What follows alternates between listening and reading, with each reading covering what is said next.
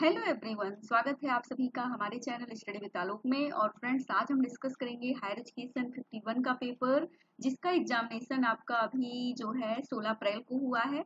और जो है बहुत ही इम्पोर्टेंट है आप सभी के लिए, क्योंकि बहुत सारे अभ्यर्थियों का लगातार फ़ोन मैसेज आ रहा था कि चैनल पर जो है यह वीडियो अपलोड किया जाए, क्योंकि जीएस वाला जो पार्ट था वह ऑलरेडी सर ने डिस्कस किया है आप सभी लोगों के साथ में, लेकिन जो आपका सोशियोलॉजी वाला पार्ट है ये अभी अपलोड नहीं हो पाया था। तो आइए हमारे साथ और देखते हैं कि परीक्षा में किस प्रकार से प्रश्न आए हुए हैं।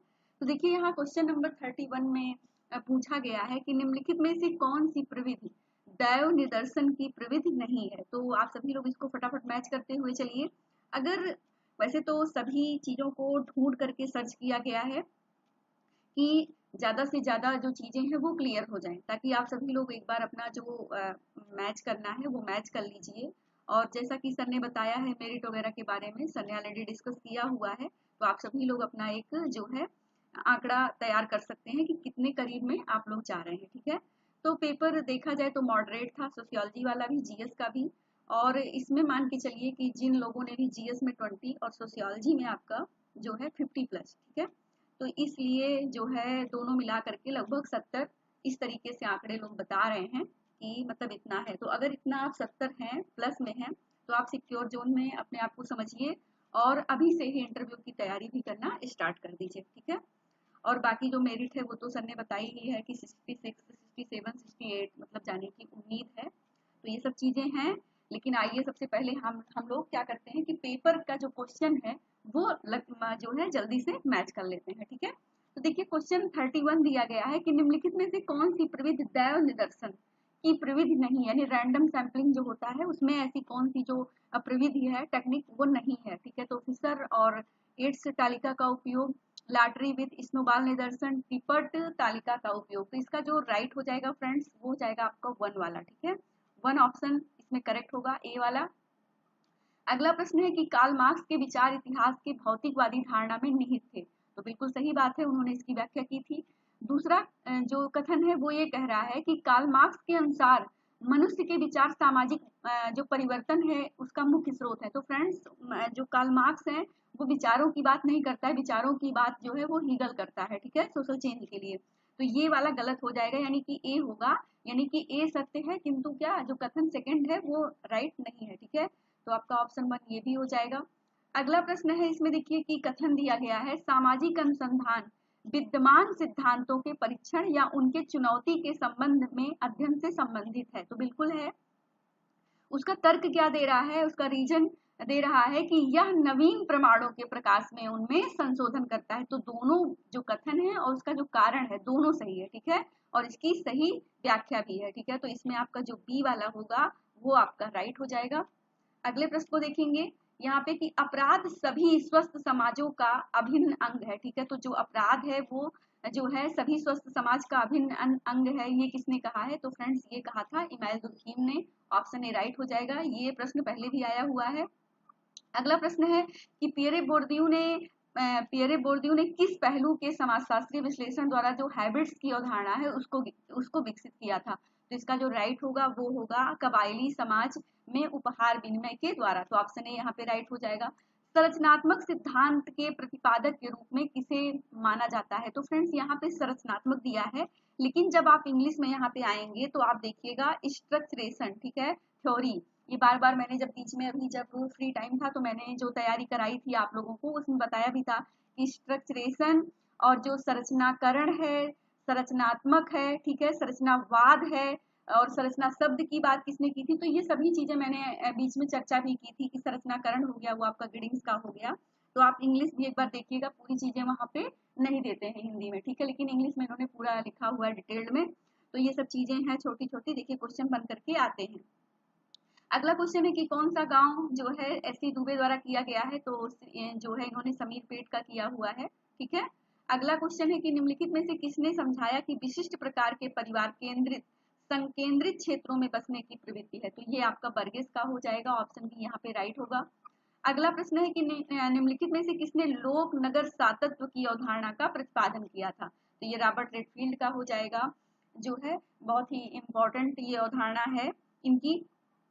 अगला प्रश्न है कि शैक्षिक मनोवैज्ञानिकों द्वारा कक्षा व्यवहार की रिकॉर्डिंग को निम्नलिखित में से किस प्रकार में वर्गीकृत किया जा सकता है? तो गैर संरचित अवलोकन, निजातीय अवलोकन, गैर विश्वसनीय अवलोकन या संरचित अवलोकन। तो ये आपका ऑप्शन डी हो जाएगा इसमें राइट। अगला प्रश्न है कि नील स्मेल्सर को सामाजिक आंदोलन के किस सिद्धांत के साथ जोड़ा जाता है? तो संसाधन अभाव है, संरचनात्मक तनाव है, प्रतीकात्मक अस्वीकृति है, प्रतीकात्मक राजनीति है। तो फ्रेंड्स इनका बी हो जाएगा, संरचनात्मक तनाव वाला हो जाएगा। अगला प्रश्न है, इसमें कथन दिया गया है कि संपूर्ण दक्षिण भारत मातृवंशीय नहीं है। तो बिल्कुल सही बात है, पूरा संपूर्ण भारत जो है वो क्या है, भारत मातृवंशीय नहीं है। उसका तर्क दे रहा है कि नंबूदरियों का संयुक्त परिवार इल्लम तथा नायरों का संयुक्त परिवार समरूप है। ठीक है, तो इसमें क्या हो जाएगा, कथन कारण दोनों इसके सही हैं और इसकी व्याख्या भी सही है। अगला प्रश्न है इसमें कि किसने तर्क दिया कि समाज कई इकाइयों द्वारा बना है जिसे अनिवार्य रूपी समन्वित संघ कहा जाता है। ठीक है, तो ये किसने कहा है, ये कहा है डेरन डार्क जी ने। ठीक है, अब इसमें देखिए जो है, अगर आपको कंफ्यूजन होता है कि समन्वित और ये सब चीजों को लेकर के कि किसने कहा, तो देखिए कोऑर्डिनेटेड जो एसोसिएशन की बात की थी वो किसने की थी, राल्फ डेरन डार्क। तो ऑप्शन सी यहाँ पे आपका राइट हो जाएगा। जीन पियाजे के अनुसार संज्ञानात्मक विकास के निम्नलिखित चरणों को क्रमबद्ध करिए। ठीक है, तो क्या हो जाएगा इसमें, पूर्ण संचालन चरण, ठोस परिचालन चरण, संवेदी मोटर चरण या औपचारिक परिचालन चरण। ठीक है, तो इसमें क्या राइट होगा ये आपको बताना है। तो इसमें आपका जो फ्रेंड्स राइट हो रहा है वो हो रहा है आपका जो है थर्ड वाला ऑप्शन। कौन सा हो रहा है, थर्ड ऑप्शन इसमें आपका करेक्ट हो रहा है। यानी कि पहले जो है वन हो जाएगा इसमें, वन यानी पूर्ण संचालन चरण आपका हो जाएगा। ठीक है, फिर आपका हो जाएगा थर्ड वाला इसमें, और फिर आपका सेकंड, और फिर आपका फोर्थ इसमें आपका करेक्ट होगा। ठीक है, तो ऑप्शन सी इसमें जो है वो राइट हो रहा है। अगला क्वेश्चन है 45 की निम्नलिखित में से किसने 3 आंदोलन के मामलों की जांच अपने कार्य यानी जो इन्होंने पुस्तक लिखी थी द पावर ऑफ आइडेंटिटी 1997, तो ये किसकी थी बुक, ये थी मैनुअल कैस्टल्स की। ये सर के लेक्चर में भी जो सभी जो थिंकर्स हैं उस वाले पार्ट में ये पुस्तक दी गई थी। तो अगर जिनको पुस्तक लन थी वो इस चीज को सही कर ले जाएंगे। ठीक है, तो मैनुअल कैस्टल्स की पुस्तक है दी पावर ऑफ आइडेंटिटी, तो ऑप्शन बी ये राइट हो जाएगा। अगला प्रश्न है कि कौन सहसंबंध के गुणांक से जुड़े हैं, तो ये आपका कार्ल पियर्सन हो जाएगा। सहसंबंध गुणांक अपराध के चिन्हीकरण परिप्रेक्ष्य से कौन जुड़ा हुआ है, तो यहाँ पे देखिए चिन्हीकरण लिखा है हिंदी में, लेकिन जब आप इंग्लिश में आएंगे तो लेबलिंग थ्योरी जो पर्सपेक्टिव है क्राइम के लिए, वो मैंने बताया भी था कि जब किसी के ऊपर ठप्पा लगा दिया जाता है तो वो जो है जो अपराध होता है जैसे वो आपका लेबलिंग थ्योरी के वजह से इसमें जो है आपका हार्वर्ड बेकर का नाम इसमें आता है। ठीक है, तो ऑप्शन बी इसमें आपका राइट हो जाएगा। अगला प्रश्न है कि किसने कहा कि मेगा सिटीज जहां वे स्थित होती हैं उन देशों के लिए चुंबक की तरह कार्य करती हैं। ठीक है, तो किसने कहा कि जो मेगा सिटीज हैं जहां वे स्थित होती हैं उन देशों के लिए चुंबक की तरह कार्य करती हैं, तो ये किसका हो जाएगा, ये हो जाएगा सत्य सेन का। इन्होंने जो है वैश्विक शहर की अवधारणा भी दी है। अगला क्वेश्चन है कि 2011 की जनगणना के अनुसार भारत में जनजातियों की जनसंख्या कितनी है। ठीक है, तो ये आपका 95.2 मिलियन। ठीक है, तो ऑप्शन बी यहाँ पे आपका राइट आंसर हो जाएगा। अगला प्रश्न है, देखिए ये पुस्तक पूछी गई है W Rostow, Yogendra Singh, Peter Berger और उल्रिच बेक। तो ये सभी पुस्तकें पहले भी आई हुई हैं कहीं ना कहीं एग्जामिनेशन में।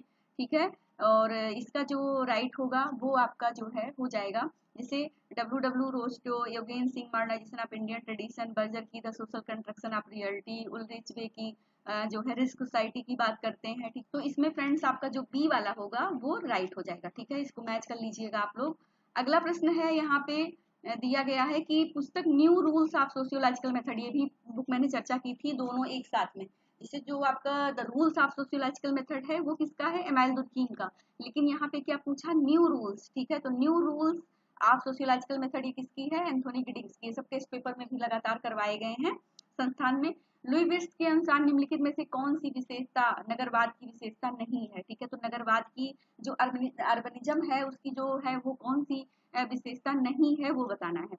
अपरिचय, क्षण भंगुरता और धार्मिकता, सतहीपन। ठीक है, तो ये सब चीजें होती हैं नगरवाद में, लेकिन जो धार्मिकता है ये नहीं है। ठीक है, तो ऑप्शन सी इसका राइट हो जाएगा। अगला प्रश्न है the fields and methods of sociology पुस्तक किसने लिखी है, तो बहुत ही इंपॉर्टेंट पुस्तक है, किसकी है, ये है एल बर्नार्ड की पुस्तक है, ठीक है, तो इम्पोर्टेंट पुस्तक है। जात की परिभाषा में सी बोगले ने किस प्रवृत्ति पर बल नहीं दिया था, ठीक है, तो वंशानुगत विशेषता, पदानुक्रम, प्रतिकर्षण इसका किया है, लेकिन उन्होंने शोषण का जिक्र नहीं किया हुआ है, तो ऑप्शन डी आपका राइट हो जाएगा। अगला प्रश्न है कि किसने माना कि ऐसी स्थितियां जिन्हें वास्तविक रूप में परिभाषित किया गया है वे अपने परिणामों में वास्तविक हैं, तो किसने कहा, ये कहा था W.I. थॉमस तथा डी थॉमस महोदय, तो ऑप्शन डी आपका करेक्ट हो जाएगा। किसने भारतीय परिप्रेक्ष्य का उपयोग करते हुए जाति व्यवस्था की सूचिता के आधार पर विश्लेषण किया है, तो इसका आंसर सभी को पता है, लुईस ड्यूमॉन्ट का हो जाएगा। अगला प्रश्न है कि किसके अनुसार धर्म हृदयहीन दुनिया का हृदय है, तो ये सर ने अपने लेक्चर में भी बताया था और ये टेस्ट में भी हुआ है कि आत्माहीन है, बीइंग की आह है, ठीक है, तो ये इस टाइप की जो बात करते हैं वो करते हैं कार्ल मार्क्स, तो ऑप्शन डी हमारा राइट हो जाएगा। अगला प्रश्न है कि ड्यूमॉन्ट ने भारतीय समाज में सामाजिक परिवर्तन के विश्लेषण को किस उपागम द्वारा प्रतिपादित किया हुआ है, तो ये भी क्वेश्चन बताया गया संज्ञानात्मक और ऐतिहासिक परिप्रेक्ष्य का था, ठीक है, तो ऑप्शन डी यहाँ पे आपका करेक्ट होगा। 1987 में संयुक्त राष्ट्र द्वारा रिपोर्ट आवर कॉमन फ्यूचर को किस अन्य प्रचलित रिपोर्ट से जाना जाता है, तो सभी को पता है ब्रटलैंड, ये हो जाएगा आपका ऑप्शन ए राइट होगा। किसने जो है आधिपत्यपूर्ण पुरुषत्व एवं सशक्त स्त्रीत्व की बात कही है, तो ये नया है कि किसने जो है आधिपत्यपूर्ण पुरुषत्व एवं सशक्त स्त्रीत्व की बात की है, तो फ्रेंड्स ये आर कोनेल का हो जाएगा, ऑप्शन डी आपका राइट होगा। अगला प्रश्न है कि यहाँ पे कथन दिया गया है कि पंजाब में हरित क्रांति के कारण कई पारिस्थितिकी समस्याएं उत्पन्न हुई हैं, कारण दे रहा है कि अधिक उत्पादन के लिए मिट्टी, भूमिगत जल का अधिक दोहन, कीटनाशक व रासायनिक खादों का अति उपयोग के फलस्वरूप यह हुआ है, तो इसमें दोनों सही है, आपका बी वाला राइट होगा। अगला प्रश्न है इसमें कि एक वैज्ञानिक अनुसंधान में प्रारंभिक सामान्यीकरण जिसकी वैधता की परीक्षा अभी बाकी है, तो उसे हम क्या कहेंगे, उपकल्पना कहेंगे, हाइपोथेसिस, आपका राइट ए हो जाएगा। परिभाषा दी गई है यहाँ पे कि विज्ञान अवलोकन से शुरू होता है, इसे अपनी अंतिम सत्यता के लिए पुनः अवलोकन पर वापस आना पड़ता है, किसने कहा, तो गुडे योंग हॉट का हो जाएगा ये ऑप्शन सी। कौन सामाजिक परिवर्तन के चक्रीय सिद्धांत से संबंधित है, तो आप लोगों को चक्रीय देखिएगा पूरी डिटेल सी दी गई थी, इसमें क्या होगा आपका पैरेटो का हो जाएगा जो है। अगला प्रश्न है कि भारतीय साइबर अपराध समन्वय केंद्र 14C की स्थापना दिल्ली में किस वर्ष की गई, तो ये की गई थी आपका फ्रेंड्स 2018 में, तो आपका ऑप्शन सी राइट होगा। किसने भारत और मैक्सिको की कृषक संस्कृतियों का तुलनात्मक अध्ययन किया, तो ये किया था आपका जो है रॉबर्ट रेडफील्ड, ऑप्शन डी यहाँ पे आपका राइट होगा। वैयक्तिक संस्कृत और वस्तुनिष्ठ संस्कृत, ठीक है, तो यहाँ पे दो प्रकार की संस्कृत पूछी जा रही है, एक वैयक्तिक है और दूसरी वस्तुनिष्ठ है। संस्कृत के मध्य निम्नलिखित में से किसने भेद किया है, तो ये किया है रथ फुल्टन बेनेडिक्ट महोदय, ऑप्शन सी यहाँ पे आपका करेक्ट हो जाएगा। डिस्कूलिंग ऑफ सोसाइटी, लगातार ये क्वेश्चन एनटीए नेट वगैरह में आया हुआ है, इवानी लीच महोदय का हो जाएगा। अगला प्रश्न है कि कू प्लस क्लान एक उदाहरण है किसका, तो फ्रेंड्स ये प्रतिरोध आंदोलन का एग्जाम्पल है, ऑप्शन डी आपका राइट होगा। वर्ड रिवलेशन फैमिली पैटर्न, ये भी टेस्ट में लगातार क्वेश्चन करवाया गया, विलियम जे गुडे की बहुत ही इंपॉर्टेंट पुस्तक है। अगला प्रश्न है कि द्विव्यवस्था नारीवादी सिद्धांत निम्न किन सिद्धांतों का समन्वय है, तो ये आपका उदारवादी और मार्क्सवादी जो स्त्रीवादी सिद्धांत है, ऑप्शन बी राइट हो जाएगा। अगला प्रश्न है 72 की कौन समाजशास्त्री सत्ता और प्राधिकार को वर्ग के निर्धारक में मानते हैं, यानी जो आपका अथॉरिटी है और डिटरमिनिज्म जो है वो जो क्लास के लिए आपका मानते हैं वो कौन मानते हैं, तो सभी को पता है ये आपका राल्फ डेरेनडार्फ का हो जाएगा, ऑप्शन ए यहाँ पे राइट होगा। किस विद्वान ने आधुनिक जनसंचार को अति वास्तविकता के साथ जोड़ा था, तो ये जे बॉर्डिलार्ड हो जाएगा आपका ऑप्शन डी। 74 नंबर है कि कौन प्रमुखता विभेदक पैमाने के मापन से जुड़ा हुआ है, तो ये आपका लिकर्ट का हो जाएगा, ऑप्शन सी। अगला एक पुस्तक पूछी गई है हाईलाइट, जो ये एनटीए नेट में पहले भी पूछी गई थी, इसीलिए लगातार मैं बोलती हूँ कि एनटीए नेट वगैरह का जो पेपर है वो जरूर सॉल्व करके जाना चाहिए, तो ये पुस्तक एनटीए नेट में भी पूछी गई है, village life in northern India studies in a Delhi village, के लेखक कौन है, तो ये पुस्तक आस्कर लेविस की है, ऑप्शन डी राइट होगा। चरों के मध्य एक संबंध के एक असत्यापित कथन को क्या कहा जाता है, ठीक है, तो क्या कहते हैं फ्रेंड्स, उसे हाइपोथेसिस प्राकल्पना कहेंगे। निम्नलिखित में से किसने द कमिंग ऑफ द देवी, ठीक है, तो ये पुस्तक पीजीटी में है आपके डेविड हार्डमैन, वहां देखिए ये डेविड हार्डमैन की पुस्तक है, टेस्ट वगैरह में ये चीजें करवाई गई हैं सभी पुस्तकों को। बल्कि पुस्तकों का एक लेक्चर ही आप लोगों को प्रोवाइड किया गया था, उसमें भी ये पुस्तक दी गई है। The logic of scientific discovery, ठीक है, तो the logic of scientific discovery पुस्तक के लेखक कौन है, ठीक है, तो कौन है, Karl Popper, Karl Pearson, Karl Marx, Karl Polanyi, ठीक है, तो 78 आपका जो है उसमें क्या राइट होगा ये बताना है। तो इसमें फ्रेंड्स जो आपका 78 है, इसमें आपका हो जाएगा कार्ल पॉपर की ये पुस्तक है, the logic of scientific discovery. Most important पुस्तक है, लर्न करके रखिएगा। अपने परिवर्तन के सिद्धांत में पेट्रिम सोरोकिन ने समाज की किस अवस्था की चर्चा नहीं की है, तो उन्होंने इंद्रिय कल्पनात्मक आदर्शवादी की थी, लेकिन सुव्यवस्थित की उन्होंने कहीं पे चर्चा नहीं की है, ठीक है। अगला प्रश्न है इसमें कि आधुनिकता को एक अधूरा प्रोजेक्ट, ठीक है, तो अधूरा प्रोजेक्ट मानिए ये क्वेश्चन, और इस क्वेश्चन के बिना जो पेपर होते हैं वो भी कहीं ना कहीं देखा जाए तो अधूरे ही रहते हैं, ठीक है, तो ये क्वेश्चन लगातार हर परीक्षा में एक प्रश्न दे ही दिया जाता है बरमास का, ठीक है, तो ऑप्शन बी यहाँ पे आपका राइट हो जाएगा। अगला प्रश्न है कि एक सर्वेक्षण में विश्लेषण की अनुसंधान इकाइयों को घरों, जातियों, शहरों और यहाँ तक कि समाजों के रूप में भी लिया जा सकता है। विश्लेषण की इन इकाइयों को क्या कहा जाता है, नमूना, तत्व, संपूर्णता या जनसंख्या, तो फ्रेंड्स इसको कहेंगे सैंपल, ऑप्शन ए यानी नमूना हो जाएगा। कौन सा नगरीय समाजशास्त्री शिकागो स्कूल के अंतर्गत नहीं आता है, ठीक है, तो नहीं मैंने बताया था आपको, नहीं पर फोकस करना है एक बार, तो बर्गेस हैं, पार्क हैं, विर्थ हैं, लेकिन डॉरेन मैसी ये आपके शिकागो संप्रदाय से संबंधित नहीं है, तो ऑप्शन ए राइट हो जाएगा। अगला प्रश्न है कि स्तरीकरण व्यवस्था में डब्ल्यू लैड वार्नर के द्वारा जो यांकी सिटी का अध्ययन किया गया था उसका दृष्टांत क्या है, तो ये भी क्वेश्चन करवाया गया है, प्रतिष्ठा मूलक, ठीक है, तो ऑप्शन ए आपका राइट हो जाएगा।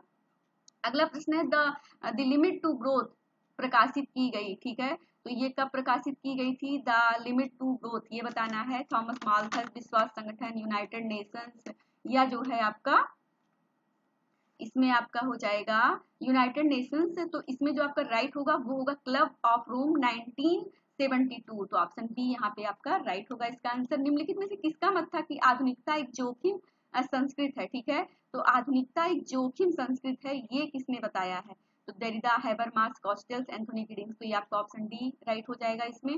द पीपल्स चॉइस नामक जिसको पॉल एफ लेजरफील्ड एवं अन्य 1948 में किया था, किस अनुसंधान का उदाहरण है, ठीक है, तो किस अनुसंधान का उदाहरण है फ्रेंड्स, तो ये आपका सर्वेक्षण अनुसंधान हो जाएगा, ऑप्शन सी।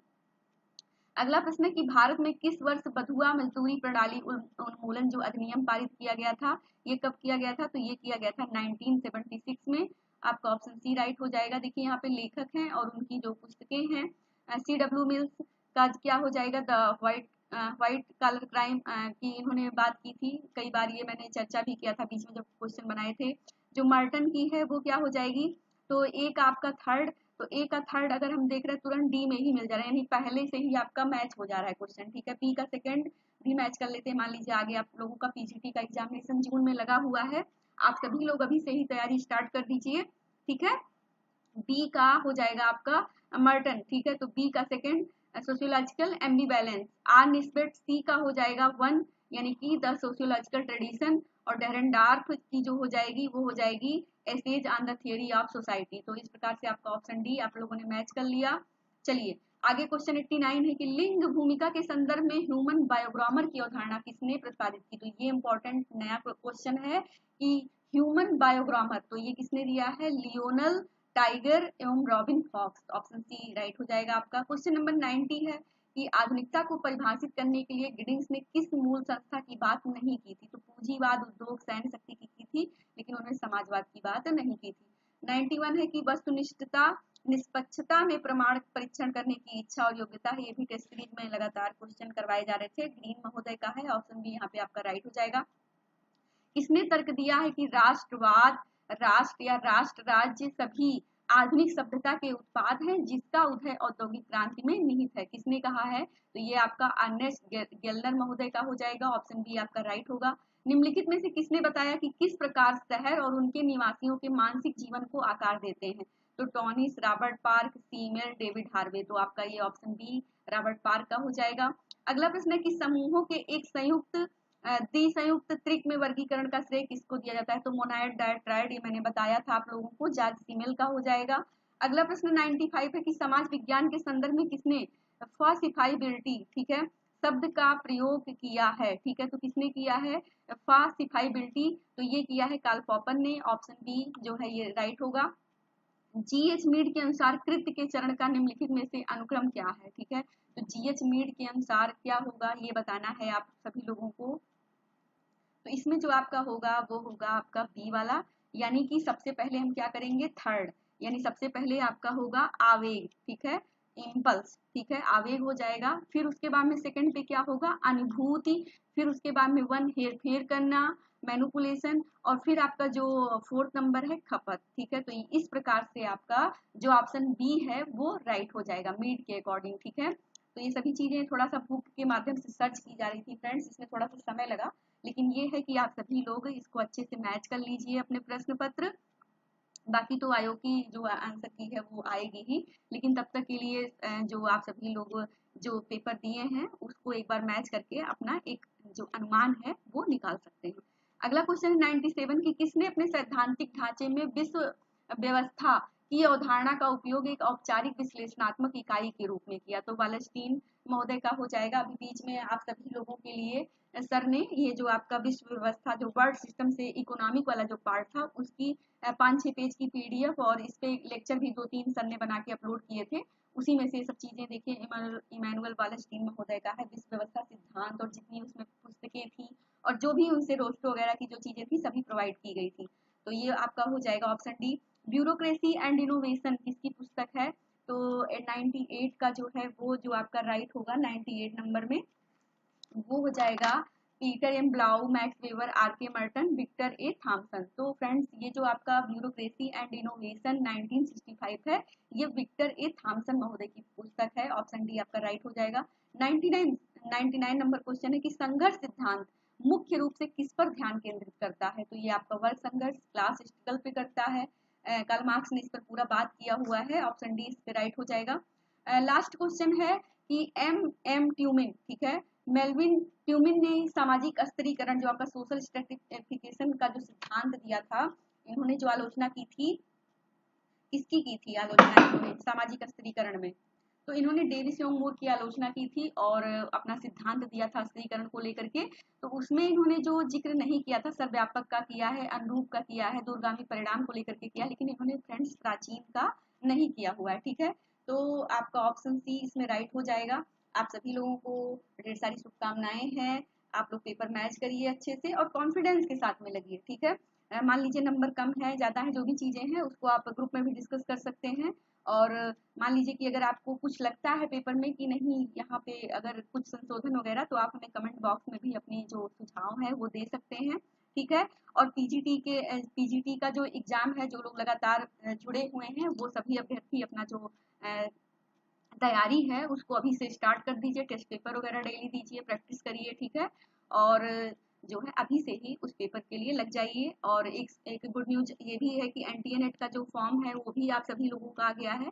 तो जो लोग जेआरएफ वगैरह के लिए लगे हैं वो भी अपना फॉर्म डाल दें, और जो नए एस्पिरेंट्स हैं जो वीडियो को सुनते हैं उनके लिए भी ये समाचार है कि वो अपना जो है एनटीए नेट का फॉर्म वगैरह डाल करके अपनी जो तैयारी है वो स्टार्ट कर दें, ठीक है।